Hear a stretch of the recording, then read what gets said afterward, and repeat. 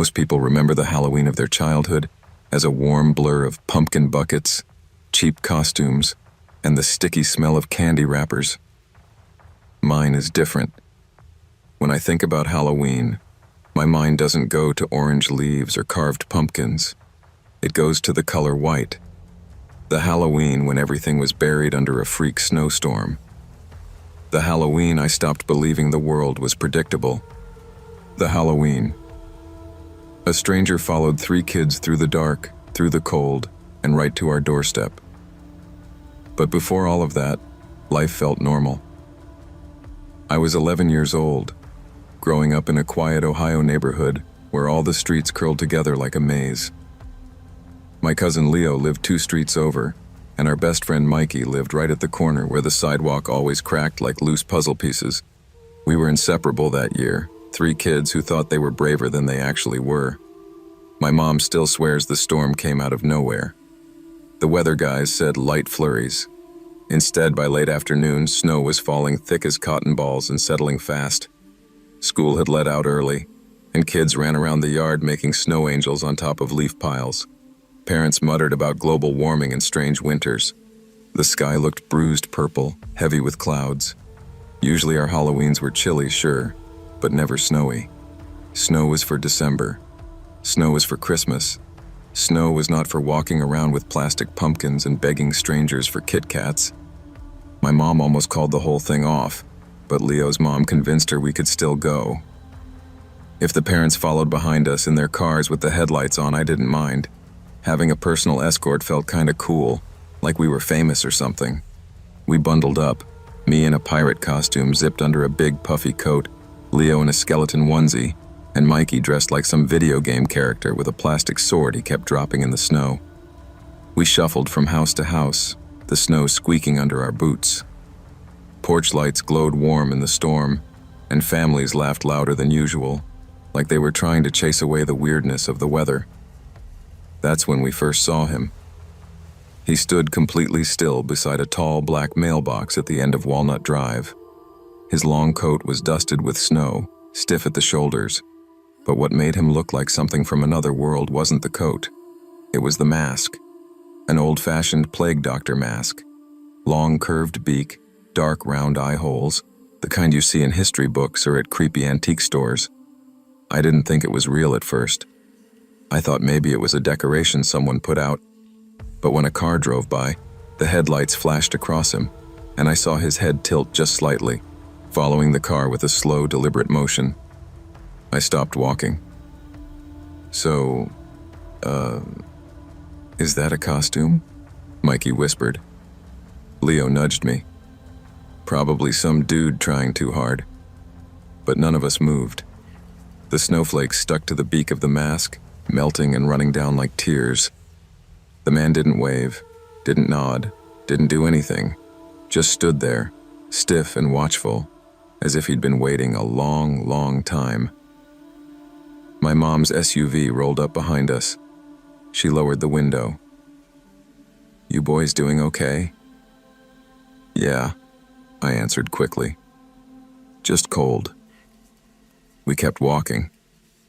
And as we stepped onto the next driveway, I told myself he was just some weird guy in a weird costume. It was Halloween after all. But then we left the next house and he was there. Not at the mailbox anymore. This time perched on a porch railing 2 houses down, as if he'd just been dropped from the sky. His head tilted toward us again. Snow was already building on his shoulders. Leo swallowed. Did he move that fast? "No way," Mikey said. "He must have walked over." But he hadn't. We would have heard him. The snow was too thick, too loud under boots. And he was just there. House after house, street after street. We'd come out with candy bags half full and nerves half shot, and he'd be waiting somewhere new. Behind a tree. At the end of a driveway. By a lamppost. Close enough to be seen, but never close enough for the parents to notice. The sky darkened fast. Our moms got spooked by the roads icing over and finally called it a night. They honked, yelled for us to hurry, and drove off to pick up the younger kids.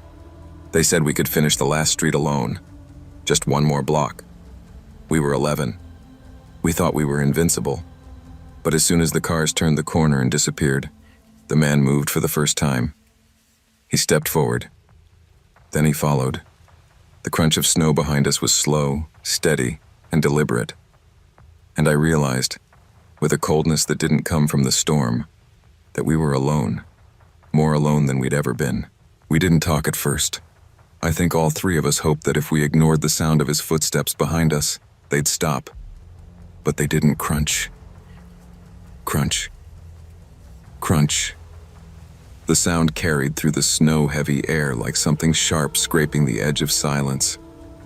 I turned around once. He was maybe 30 feet back, walking straight down the center of the street toward us. Long strides. Slow. Determined. Snow smearing his coat white. The beak mask pointed directly at me. "We need to go home," I whispered. Leo shook his head. "My house is closer. Just cut across Birch Lane." "No way," I hissed. "My house is right past the corner." "Mine's closer," Leo insisted. "And my mom's expecting me first." Mikey started. Crunch, crunch. We all shut up. The man kept walking. "Okay," Leo said, voice shaking. "We stick together. We go to the closest house. Whoever's is closest." We froze.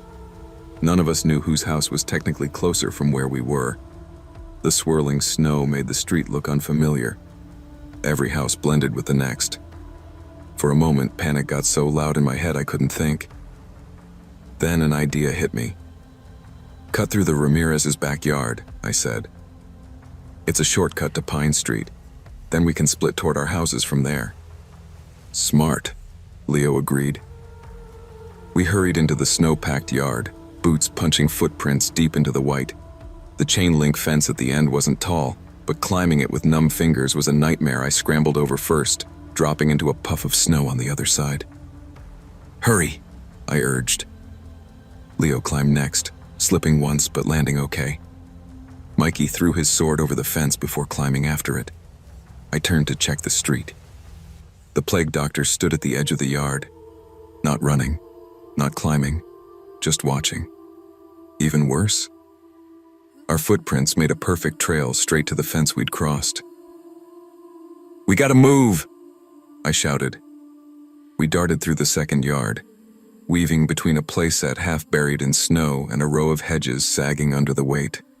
The cold stung my nose, my eyelashes, my throat. My breath came out in panicked white clouds. We reached Pine Street.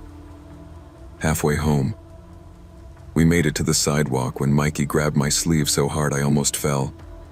"Look." Behind us, footprints crossed the Ramirez yard. Deep, heavy, precise. He was climbing the fence. "Go!" Leo yelled. We took off running. My boots slipped a little with every step. Snow swirled around us like a living thing. The street lamps were dim under the storm, making everything look like a washed-out dream. "Don't stop!" I shouted, but Mikey did. His boot got stuck in a pile of snow where the plow had passed earlier. He tripped forward, landing face first. Leo and I spun around. "Get up!" Leo screamed. "I'm trying!" Mikey yelled, kicking frantically. The plague doctor stepped onto Pine Street, still slow, still steady, but closer. I grabbed Mikey under his arms and heaved him up. Leo dragged him from the other side. Together we lunged forward again. Then something happened that chilled me more than the winter air. The man stopped following. He just stopped. He stood still in the middle of Pine Street, head tilted. Watching. Why? Why stop now? Leo whispered. "He's waiting." "For what?" Mikey choked out. I didn't want to know. We cut across the cul-de-sac and spotted my street ahead. A few porch lights glowed amber through the storm. I waved my arms wildly. "Dad, Mom, someone!" I yelled, even though I knew nobody was outside. The houses waited silently, too silently. We made it to my yard. My house loomed out of the snow like a blurry, familiar shape. Warm windows, Christmas lights still tangled on the porch from last year. My lungs burned from running. "Almost there!" I yelled, but when I turned around, he was gone, just gone. No footsteps, no dark silhouette, no long coat whipping in the wind. Nothing but falling snow. "Where'd he go?" Mikey whispered. Leo shook his head slowly. "People don't just vanish." I didn't have an answer. My mind raced in circles. Did he take a different street? Had he ducked between houses? Or was he standing unbelievably still somewhere we just couldn't see?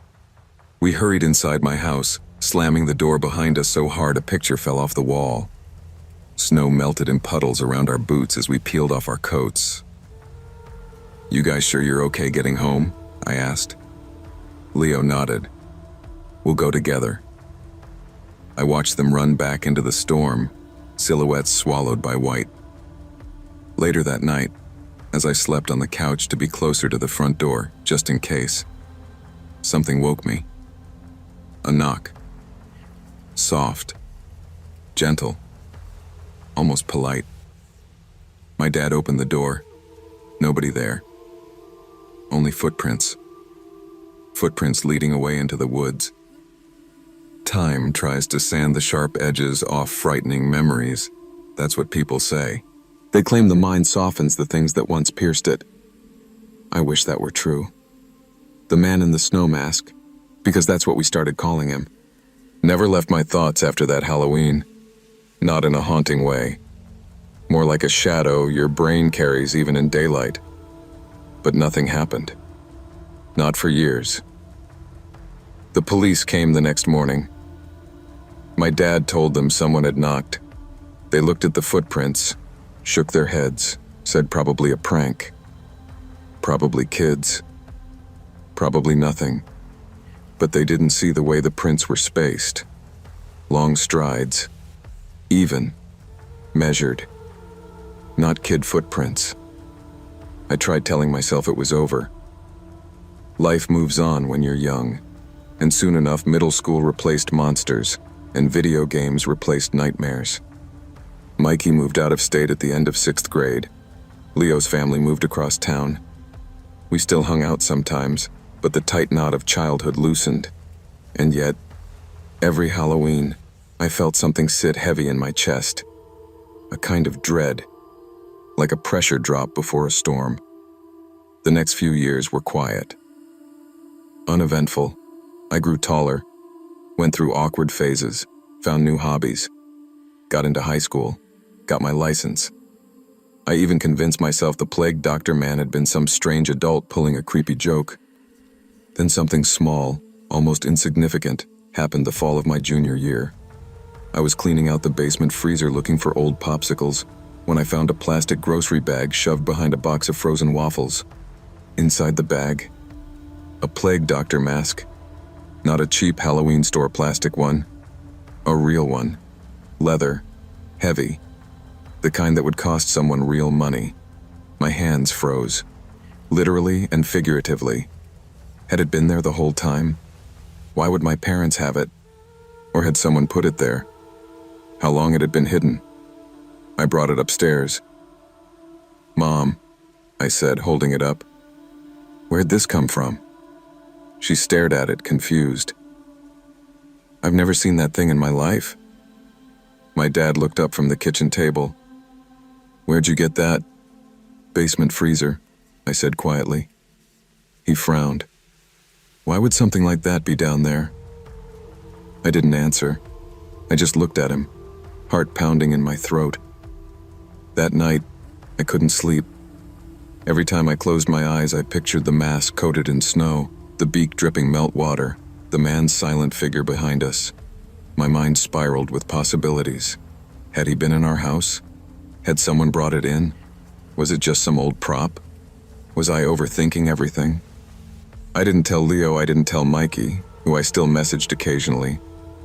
I didn't want to sound paranoid, but the next day, on my way home from school, I saw something that made all the old fear come rushing back. A set of footprints in the first fresh snow of the year. long, even, familiar, leading into the woods behind our neighborhood. The same woods the footprints disappeared into that night when I was 11. I followed them. I don't know why. Curiosity? Stupidity? Some part of me needing an explanation? They went deep into the trees, farther than I'd ever been. Over logs, across patches of frozen mud, through silent clusters of bare branches. Then they stopped, right at a clearing. Nothing there. No person, no structure, no sign of where the tracks went, just a small, cold indentation in the snow where someone had stood still for a long time. A watching place, a waiting place. I backed away slowly. I didn't run until I reached the edge of the neighborhood. By the time I got home, my breath was steaming the air and my hands shook so badly I dropped my keys twice. I tried telling myself it was coincidence. Someone on a winter hike, some random stranger.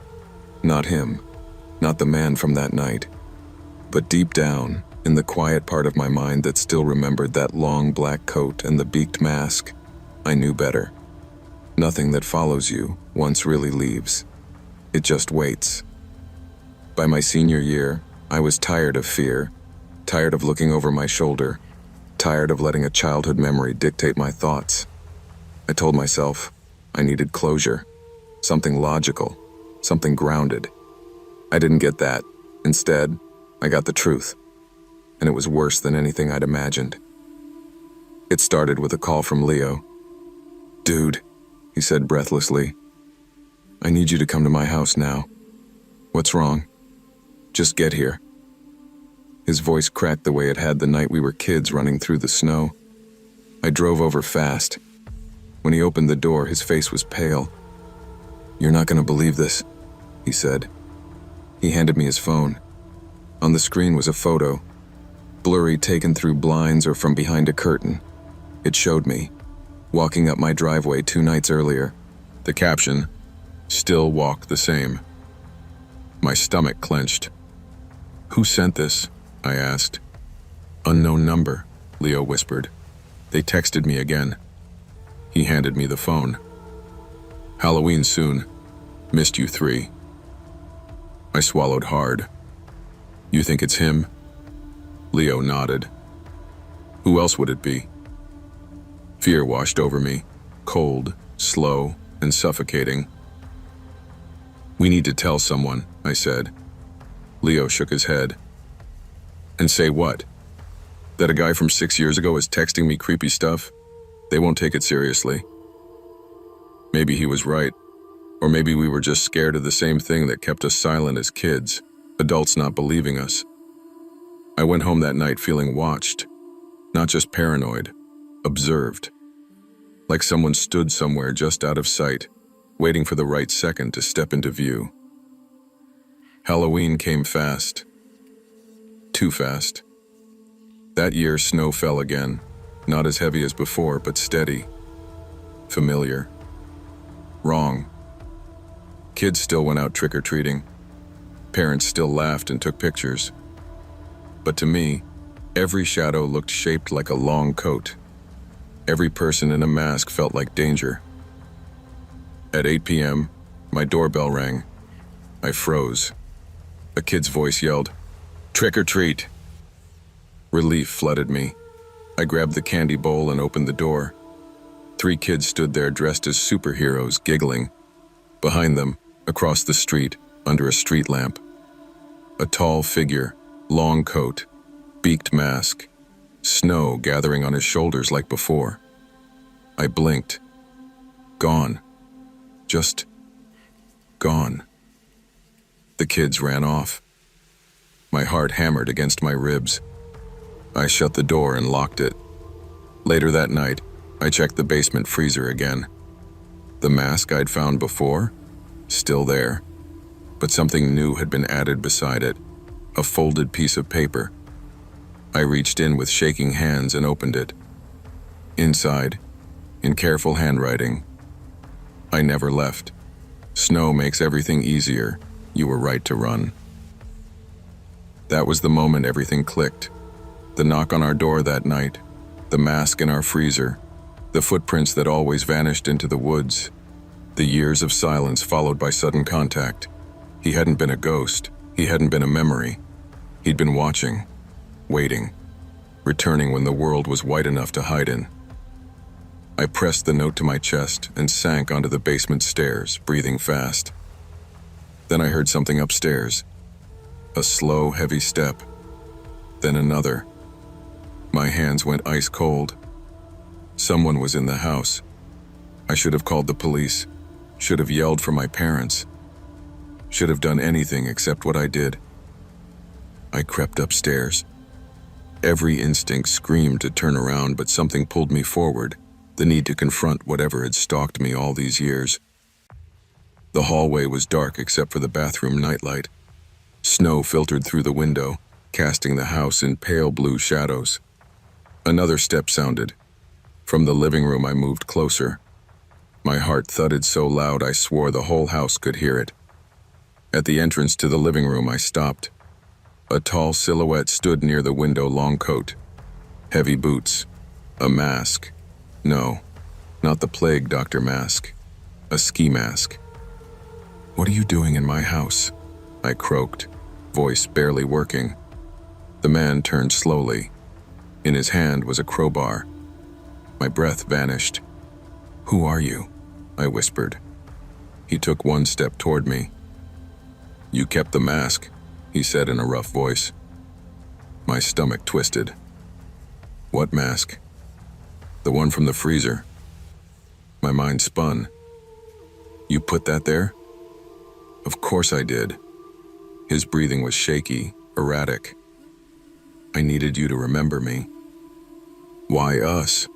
I asked. "Why that night?" He tilted his head like the plague doctor had done. Almost the same gesture, too similar. My blood froze. "I watched kids every year," he said. "Most parents weren't paying attention. Most kids didn't notice me. But you three, you saw me." My mouth went dry. "So you followed us?" He gave a small nod. "And you ran. Nobody else ever ran." "You scared us," I said, voice cracking.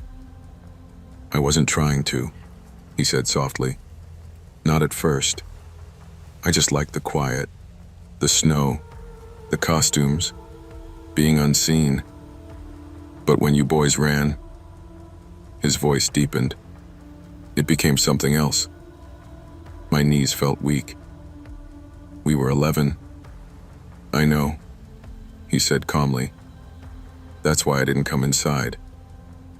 A chill raced down my spine. He had wanted to. "So why now?" I whispered. He looked at my window. It snowed this year. That simple, that horrifying. He took another step, and then a voice behind me shouted, "Police! Drop it!" Red and blue lights flashed through the windows. My dad must have called them when he heard footsteps. Officers rushed inside, tackled the man, wrestled the crowbar from his hands. He screamed, not angry, but desperate. "You kept the mask!" He yelled at me as they dragged him away. "You kept it!" I collapsed to the floor, shaking so hard I couldn't breathe. One officer knelt beside me.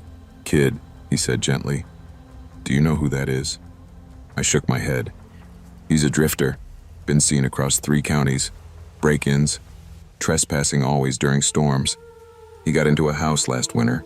Family found him watching them sleep." My stomach turned. "You're lucky," the officer added. "You've been lucky for years." They took him away. I watched through the window as the snow swallowed the flashing lights. In the morning, the police searched the woods. They found a small campsite, old food containers, a pile of coats and masks. One coat, the long black one, still had snow frozen onto it. He'd kept everything. He'd kept us. I called Leo as the sun rose. "It's over," I told him. "You sure?" he asked quietly. I looked out at the woods. No footprints, no shadows, no beaked mask waiting in silence. "Yeah," I said. "I'm finally sure." But even now, every Halloween, even the warm ones, I still glance toward the woods, just in case. Pay attention to what feels wrong, even if it seems small. Trust your instincts. And most importantly, danger doesn't always arrive with noise or warnings. Sometimes it walks slowly, quietly, and waits for you to ignore the signs. I don't talk much about Ridge Hollow anymore. Not because I'm scared of the memories. Fear has a way of dulling over the years. But because when you tell people what happened, they look at you like you're still that 12-year-old kid, trembling in the dark with his best friend, convinced the world outside the window was bending in ways it shouldn't. Back then, life was simple. I lived on Cherry Ridge Road, a quiet loop just outside of town with a gas station, a bait shop, 2 churches, and more cornfields than any kid could reasonably appreciate. Ridge Hollow wasn't a bad place to grow up.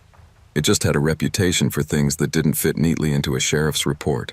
Strange lights in the woods. Coyotes that didn't sound like coyotes. Stories older folks whispered when they thought kids were asleep. Caleb and I didn't care about any of that.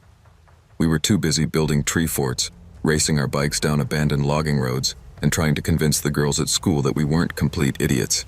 We were best friends, the kind who'd argue over which action hero could beat the other but would still share 1 bag of chips at lunch.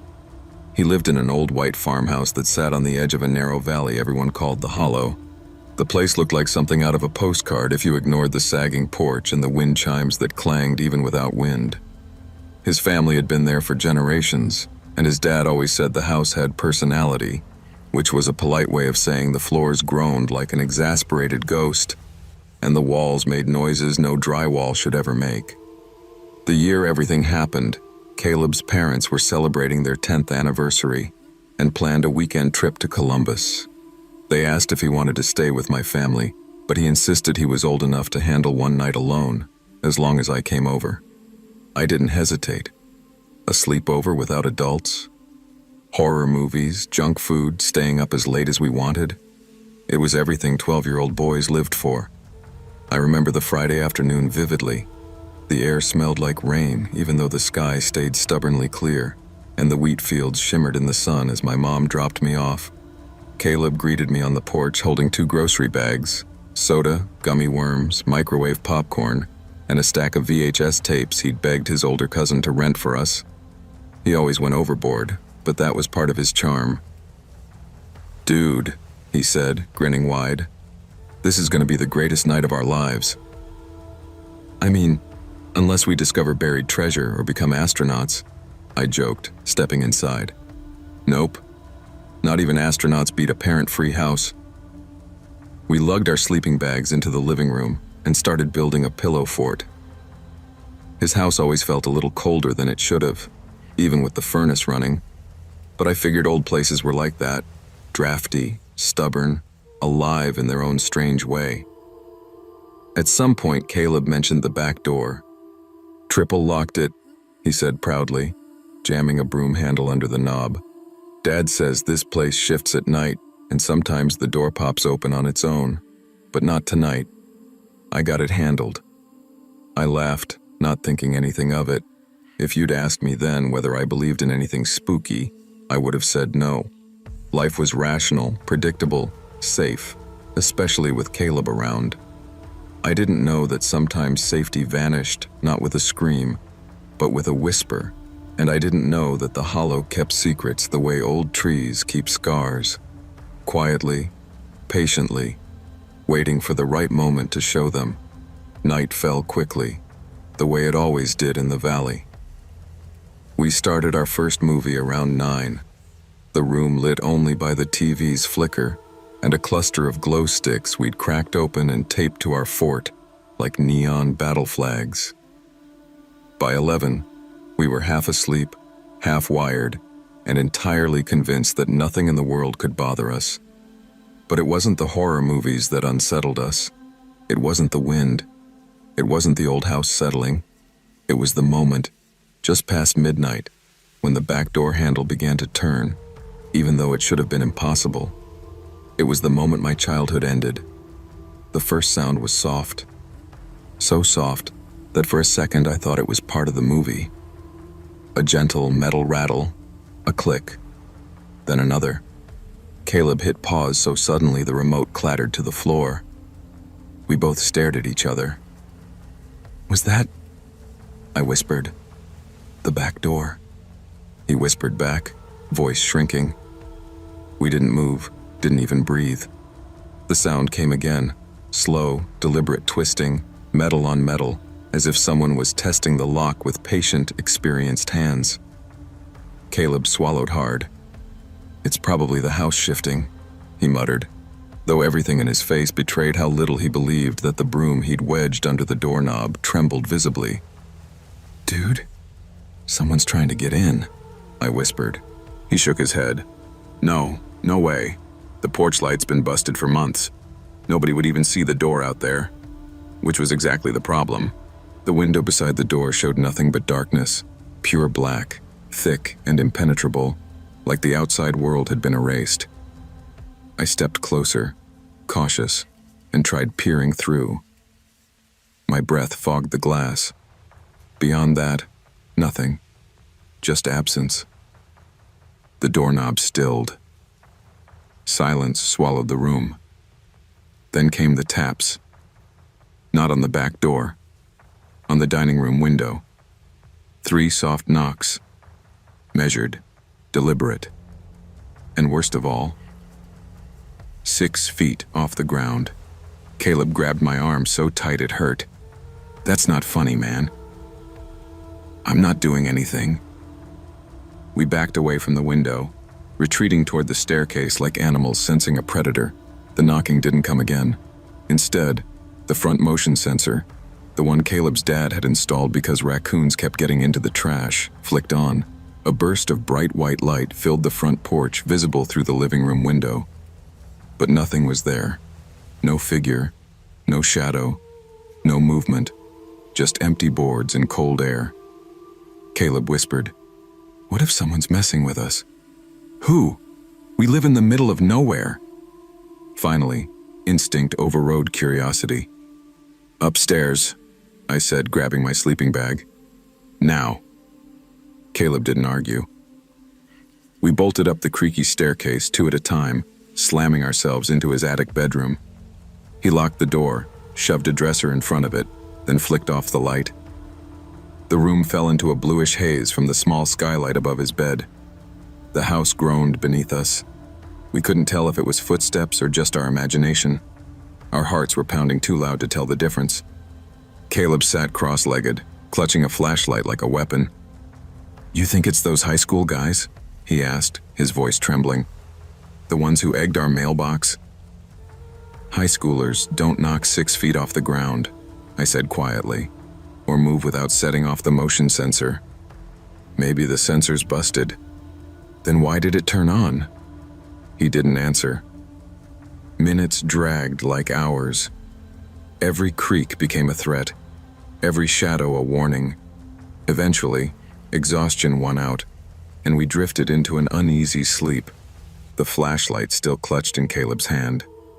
When dawn finally broke, the house looked painfully normal. Sunlight painted warm stripes across the wooden floor. Birds chirped outside.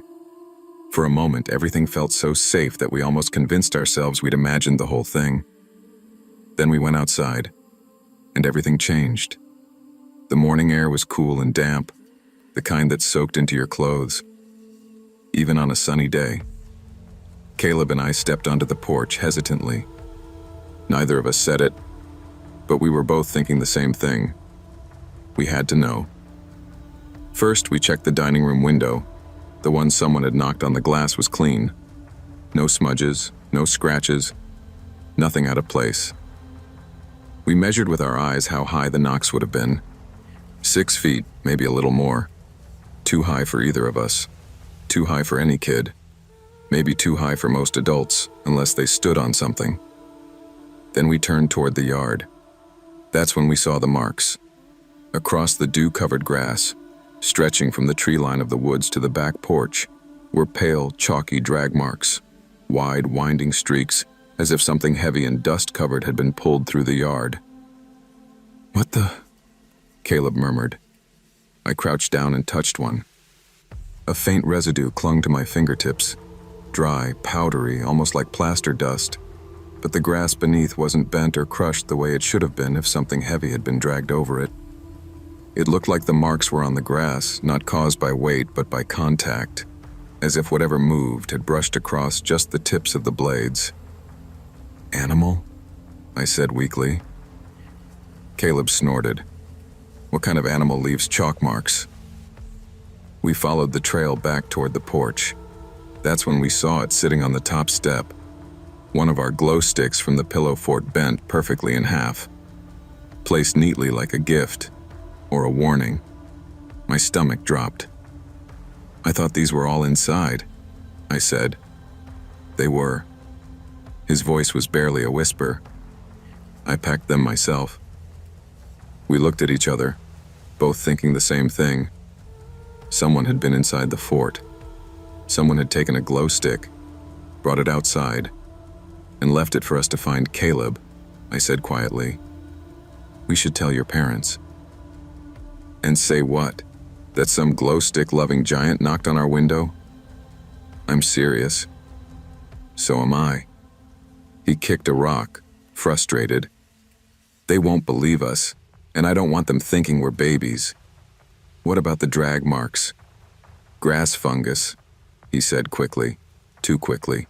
He didn't believe his own words, but fear makes you grasp whatever explanation lets you sleep at night.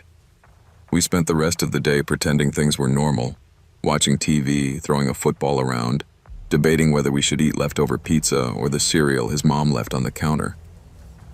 The truth loomed silently between us. Something had come out of the woods that night. Something had touched the house. Tried the door. Tapped on the window. Taken something from inside. And it had left those strange white marks behind. When Caleb's parents returned that evening, we said nothing. We didn't want to relive it. We didn't want to sound crazy. We didn't want to explain something we didn't understand ourselves. So we buried it. Or tried to. But Ridge Hollow wasn't done with us, not even close. Life returned to routine, at least on the surface. A week passed, then 2. Schoolwork, chores, baseball practice. Caleb and I pretended everything was fine. We didn't talk about the knocks, the drag marks, or the glow stick. It hung over us like a forgotten punishment, always there, waiting. But the Hollow doesn't forget. The first sign came 3 weeks later. Caleb showed up at school looking like he hadn't slept in days. His eyes were shadowed, and his hands trembled when he tried to open his locker. "You good?" I asked. "Yeah," he said automatically, but the truth cracked through his voice. "Actually, no, not really." We skipped first period and hid behind the bleachers, a place we'd always gone when we didn't want adults listening in. "It happened again," he whispered. My stomach nodded. "What did?" "The knocks. Last night. Same window. Same number. 3. Soft. Just like before." A cold wave rolled through me. "Did you tell your parents?" "No." "Why not?" "Because I don't think it wants them." He looked up at me, eyes wide and frightened.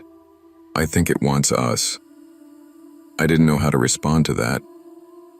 "What about the motion sensor?" I asked. "Did it turn on again?" He shook his head. "Dad fixed it last week, swapped out the bulb and everything. It should have turned on, but didn't. So whatever it is didn't trip it, or knows how to avoid it." We both fell silent. That afternoon, Caleb insisted we go back to his place. He needed to show me something. We rode our bikes hard, our backpacks thumping against our shoulders as we pedaled down the gravel road into the hollow inside his house. He led me straight to the dining room window. "Look," he said, pointing. "There, barely visible unless the sun hit just right, were faint, dusty smudges on the exterior glass, almost like fingerprints but too long, too thin, too Wrong. They're new, he said. I wanted desperately to tell him they were smudges from his dad cleaning the windows, or a trick of the light, or dust from the fields, anything but what they looked like. What do you think it is? He asked. I opened my mouth, but before I could answer, we heard a soft thud upstairs. We froze. Another thud, a slow scraping sound, like something dragging across the attic floor. Caleb's face went white. We locked my bedroom door before we left this morning. Maybe your mom.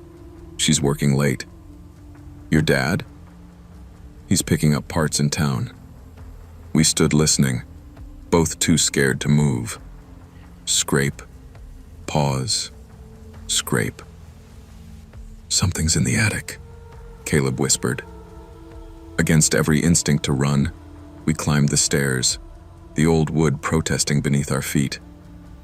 At the top, the hallway was silent.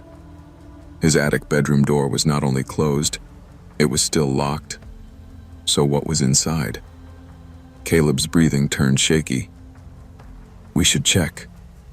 Are you crazy? Just open the door, please. My hands shook as I turned the key. The door swung open. Nothing. The room sat exactly as we'd left it. Bed unmade, backpack on the floor, baseball glove on the dresser.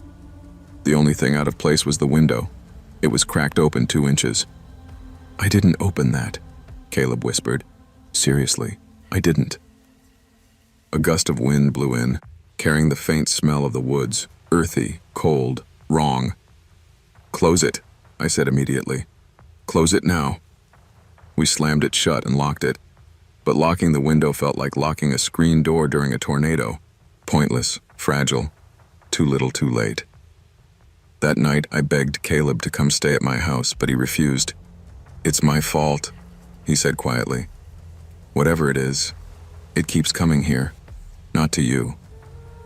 Then we tell your parents. No. If they don't believe us, they'll think I'm losing it. And if they do believe us, he swallowed hard. What if it gets mad? I couldn't argue with fear that raw, that honest, but I had no idea that the worst was still waiting. The final night wasn't stormy. It wasn't dramatic. It didn't scream danger. It was calm, eerily calm, the kind of night where the air feels heavier than it should. Caleb called me around 9 p.m. Can you come over? He asked. Now? Please. My parents were used to me spending time there, so they didn't argue. I rode my bike through the dark, my flashlight beam bouncing across the gravel road. Every crunch of stone beneath my tires felt like a countdown. When I arrived, Caleb was sitting on the porch, knees pulled to his chest. It's inside, he said. What do you mean inside? He motioned for me to follow him into the house. We crept into the living room, and he pointed at the floor vent near the dining room. Listen. At first, I heard nothing but my own pulse in my ears. Then, faintly, something scraped inside the ductwork. Slow, careful, almost curious. Rats? I whispered, though I didn't believe it. He shook his head. Rats don't knock on windows. We backed away. Then the dining room window tapped. Once, twice, 3 times. Soft, polite, as if it were letting us know it was still there. Caleb grabbed my hand. It's not outside anymore, he whispered. It came through the attic. We need to go. He nodded. We didn't bother gathering our stuff. We sprinted to the front door, flung it open, then froze. The chalky marks were back, not in the yard this time. On the porch. Fresh, bright streaks dusted across the boards, leading up to the door frame, curling upward as if something tall had pressed against the wall. Go, I said. Now. We ran. We didn't even grab our bikes. We just tore down the gravel drive barefoot, gravel cutting our soles. Behind us, the porch creaked, not loudly, but enough to know something had shifted weight onto it. The woods at our backs exhaled, As if relieved to finally be rid of us, we reached my house breathless and shaking. My parents believed the fear in our faces, if not the story itself. Police were called. A deputy checked the farmhouse but found nothing unusual. No forced entry, no footprints, nothing disturbed. The white drag marks vanished by morning. The fingerprints on the window were gone. The attic window was shut tight, as if the hollow had swallowed everything back into its shadows. Caleb's parents replaced the locks and installed cameras, but he never spent another night in that house. 3 months later, they moved. We never spoke about that night again. Not to each other, not to anyone. Some experiences don't need retelling. They already live too loudly in the spaces they occupy. Caleb and I stayed friends for years, though life eventually pulled us in different directions. He left Ridge Hollow first, I left later. But whenever we talk, maybe once or twice a year, we avoid one topic with the precision of surgeons. The farmhouse, the glow stick, the chalky marks in the grass, the thing that knocked. We were 12, but we knew what we saw, and we knew something watched us that night. Something that didn't walk like a person, didn't move like an animal, and didn't belong anywhere we could understand. I still think about it sometimes. The soft knocks, the dragging sound in the vents, the way the motion lights stayed dark, and I still wonder what would have happened if we hadn't run. Trust your instincts. Fear is often a warning, not a weakness. Speak up when something feels wrong. Silence may protect your pride, but it never protects your safety. And remember, danger doesn't always roar. Sometimes it taps softly, 3 times, on a window you thought was too high to reach. People always talk about childhood as if it's made of sunshine memories, birthday parties, summer breaks, scraped knees, and warm dinners. And sure, I had those moments, but the older I get, the more I realize how much of childhood is shaped by the moments you weren't prepared for, the ones you didn't even know you were supposed to fear. Before the incident with the stranger in our living room, my biggest fear was the dark hallway outside my bedroom, which I insisted held monsters, even though my dad always left the bathroom light on for me. Compared to that, our house felt like a fortress, small, old, and a little creaky, but safe, because my parents were always around, or at least, they usually were. It was a late fall evening when everything changed. I remember the smell of dinner, my mom's chicken casserole, still lingering in the kitchen when the phone rang. It wasn't unusual for our landline to ring, but the way my mom answered it was. Her face went pale the moment she heard who was on the other end. "What? When?" she asked, voice rising sharply. My dad looked up from the table, eyebrows knitting together. "What's wrong?" Mom covered the phone. "It's my mother. They're taking her to the hospital." My dad pushed his chair back. "Get your coat." Mom looked at me. "Honey, we need to go check on Grandma. We'll be back in 10 minutes. Stay inside, okay?" 10 minutes? I repeated, wide-eyed. 10 minutes, she said, kissing my forehead before rushing toward the door. Dad followed, tossing on his jacket. "Lock the door behind us. Don't answer for anyone but us." I nodded. It wasn't the first time they left me alone for a few minutes, but it never felt like this. So rushed, so uncertain. They stepped outside. I locked the door and watched from the window as their car disappeared down the street. The house instantly felt too still. I returned to the kitchen and poked at what was left of my dinner. 10 minutes passed, then 15. I checked the clock twice, then again. After 30 minutes, the house felt different. Not empty, just tense, like it was holding its breath. That's when I heard it, a noise from downstairs. At first it sounded like the soft creak of a floorboard, the kind you hear when someone shifts their weight. Then a full step, slow, deliberate. I froze. "Mom?" I called from the kitchen doorway. Nothing. I took a few hesitant steps toward the stairs, listening. Another sound, a chair sliding across the hardwood floor. My breath caught. "Dad?" Silence again. Then a new sound, raspy breathing. Not loud, but uneven, like someone trying to catch their breath after walking in the cold. The sound came from near the living room vent. Every hair on my body stood on end. I stepped backward slowly. They weren't home. I knew that now with absolute clarity. Someone else was downstairs. My heart pounded so hard it hurt. I moved quietly up the stairs, closing my bedroom door behind me. I thought about calling 911, but I didn't know if I'd get in trouble. I was 9. My brain was full of rules I didn't understand and fears I couldn't articulate. Then I saw it. A shadow, passing underneath my bedroom door. Slow, cautious, like whoever was downstairs was moving through the hallway now. The doorknob turned slightly. Just a nudge.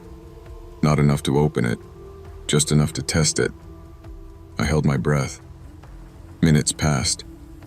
The shadow didn't return. And that's when the house went silent. Suffocatingly silent. That was the moment I realized I wasn't imagining things. Someone was in the house, and they believed I was alone. Fear has a strange way of sharpening your senses. Even as a kid, you can feel when something is fundamentally wrong. I sat on the floor beside my bed, listening for any noise downstairs. For several long minutes, the house remained so quiet, I wondered if maybe, just maybe, I'd imagined everything. Then I heard it.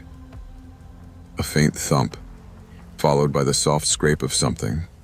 Books, pages, being moved. Someone was going through our things. That realization snapped something inside me. My fear mixed with the strange curiosity only a child can have. That reckless belief that maybe if you looked, you'd understand. I inched toward my bedroom door and pressed my ear against it. The noises were clearer now, pages flipping, a creak of the bookshelf settling. "Mom?" I whispered again, even though I knew better. No reply. Heart racing, I unlocked my door as quietly as possible and cracked it open. The hallway was dark, except for the faint glow from the downstairs lamp my parents always left on. I crept down one stair, then another. At the bottom of the staircase, our living room came into view. And that's when I saw him. A man, someone I had never seen before, kneeling by our bookshelf. He wasn't rummaging like a thief, not hurried or chaotic. He was calm, methodical. He ran his fingers along the spines of our photo albums, pulling one free, flipping through it slowly, like he had every right to be there, like he'd been there before. He wore a heavy jacket, damp from the cold, and muddy boots. His hair was messy, graying at the sides. His breathing, raspy and uneven, matched the sound I'd heard near the vent. He turned a page in the photo album, lingering on it. That album only held family pictures, vacations, birthday parties, my preschool graduation. A chill ran through me. I didn't know how long I stood frozen on the stairs, but eventually the man stiffened slightly. He didn't turn around. He simply said, in a calm, almost parental whisper, "You should be asleep." My blood ran cold. It wasn't a threat. It wasn't a shout. It sounded familiar, like something someone in the house might say, that somehow made it worse. I stumbled backward, nearly tripping over the step. I raced up the stairs, ran into my room, slammed the door and locked it. My hands shook so badly I could barely turn the lock. Then I hid, wedged myself behind my bed and dresser, heart hammering so loudly I thought he could hear it. Minutes passed, or maybe it was an hour.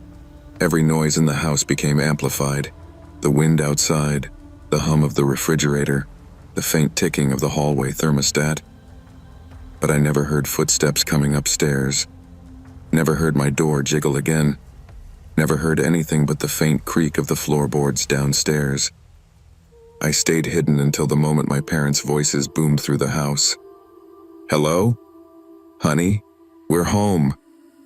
I bolted from my hiding spot and flung open the door. My mom saw my face first. "What happened? Are you hurt?" The house, I gasped. There was someone downstairs. Their expressions changed instantly, shock melting into fear. Call 911, my dad said. Mom pulled me close while he rushed down the stairs. I saw him, I whispered. But nothing could prepare us for what the police found next. My dad shouted from the living room. Someone was definitely in here. Mom held me tighter. The police arrived within minutes. 2 officers swept through the house, their radios crackling softly. One examined the living room while the other walked the perimeter. My dad stood near the window, jaw clenched tight. The officer kneeling by the bookshelf straightened up. Looks like he was looking through your albums, he said. Why? My mom whispered. The officer shook his head. No idea, but he didn't take anything. That confused everyone. A break-in, but nothing stolen? No electronics touched? No wallets missing? Just photo albums disturbed and left open on the floor. Then the other officer called from the dining room. Over here, found the entry point. We rushed to him. He pointed to the window frame, specifically at the latch. It was cracked, bent slightly upward, like someone had forced it open with a tool. My stomach dropped. The stranger didn't just wander in, he broke in. See these muddy prints? The officer said, shining his flashlight near the baseboard's small, smudged boot prints led from the window to the bookshelf. Mom turned pale. My dad pushed both hands through his hair. We were only gone an hour, less than an hour. And he came in almost immediately, the officer said quietly. Those words destroyed the last bit of safety I thought our house had. He had been waiting, or watching, or both. What about upstairs? Dad asked, voice tense. My son said he saw someone, or heard someone. An officer turned to me gently. Can you tell me exactly what you heard? So I did. The footsteps, the chair noise, the breathing near the vent, the shadow under my door, the doorknob turning, and finally, the voice. What did he say to you? The officer asked. I swallowed hard. He said, you should be asleep. My mom's hand flew to her mouth. Dad took 2 steps back, his face collapsing into something I'd never seen before. Helplessness. But the officer didn't look surprised. He looked troubled. Did he move toward you? No. Did he chase you? No. Did he say anything else? No. He nodded slowly, thinking. Sometimes intruders freeze when they realize a kid's awake, he said, or they try to avoid confrontation. You did the right thing hiding. But that explanation felt too simple, too neat, because the way the man spoke wasn't startled or panicked. It was gentle, familiar, like someone who already expected me to be there. The officer finished his notes and stood. We'll patrol the area tonight. You should stay together in one room until we're sure everything's secure. Mom refused to let go of my hand for the next hour.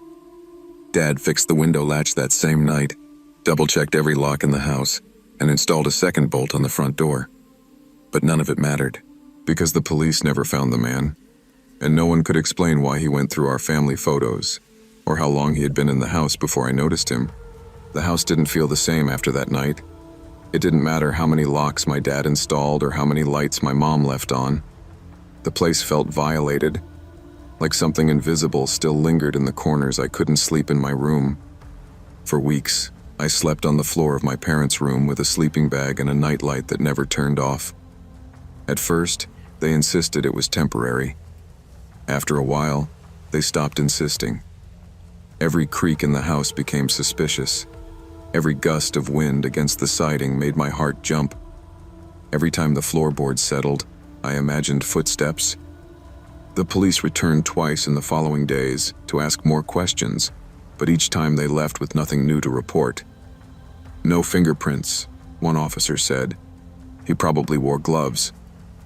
No camera footage, said another. The neighbors' cameras were blocked by the storm that night.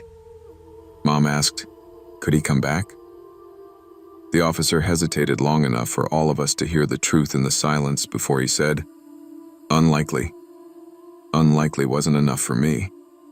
I kept replaying the moment I saw him, the way he knelt calmly, the way he flipped through our photos, the way he whispered that sentence as if it were something he'd said before. "You should be asleep." Why would a stranger say it like that? One afternoon, my dad caught me staring at the living room vent. "You okay, buddy?" he asked. I shook my head. What if he was here before? Dad paused, confused. "What do you mean?" What if he didn't break the latch that night? What if he broke it earlier? What if he came in before, and we didn't know? My dad crouched down and looked me directly in the eyes. "Listen to me. That man came in once, only once, and he's never coming back."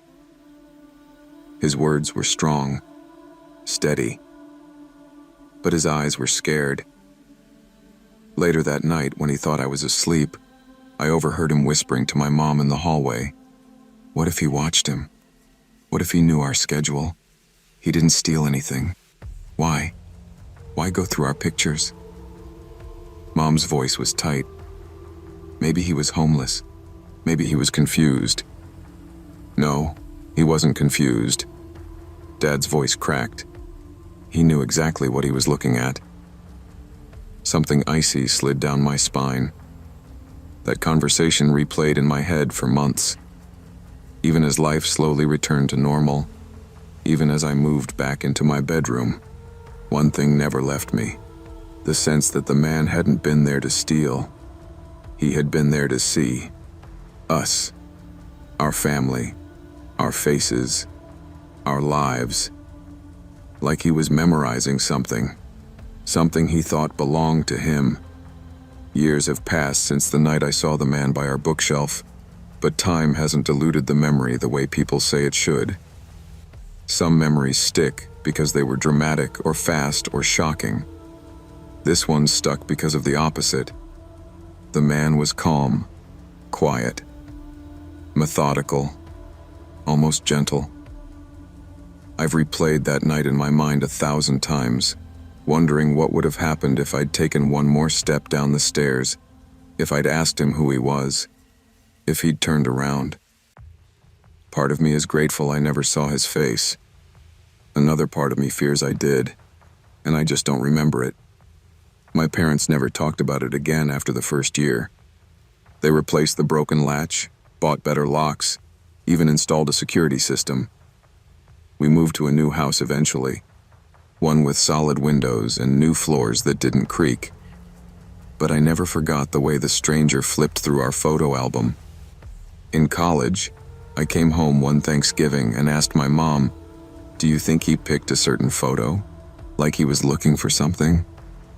She froze mid-stir of the mashed potatoes. "I don't want to talk about that," she said softly. I didn't push, but the question haunted me. Some nights I wake up with the sound of slow footsteps in my head, footsteps that aren't real, but close enough to feel they could be. Other nights, I wake to the memory of his whisper. "You should be asleep." He didn't say it in a warning tone. He said it like someone who'd been watching, like someone who'd been waiting for the house to empty, waiting for me to be vulnerable. Even now, decades later, I still sleep with my bedroom door locked. I still check the windows twice. I still keep my photo albums in a safe drawer. And sometimes when I drive past the old neighborhood, I slow down near our former house. The window latch has been repaired, but I wonder if the new family ever hears footsteps, or notices things moved, or feels the presence of someone watching. The police called him a trespasser, a burglar, a random intruder, but that never matched what I saw. Burglars steal things. Random intruders run away when they're caught. Trespassers don't calmly study pictures of people they've never met. No, whoever he wasn't there to take. He was there to remember. And that's the part of childhood I never got back. The knowledge that home is always safe. Because the truth is simple. Sometimes it isn't. Even when nothing is stolen. even when no one is hurt. Even when you're 9 years old and think the world is full of good people. Sometimes the scariest monsters are the ones who act like they belong in your living room. Never ignore the instincts that make your skin crawl. Children often sense danger long before adults acknowledge it. And in life, protecting your safety, your home, your boundaries, your peace, will always matter more than pretending everything is fine. Trust your instincts. They exist to keep you alive.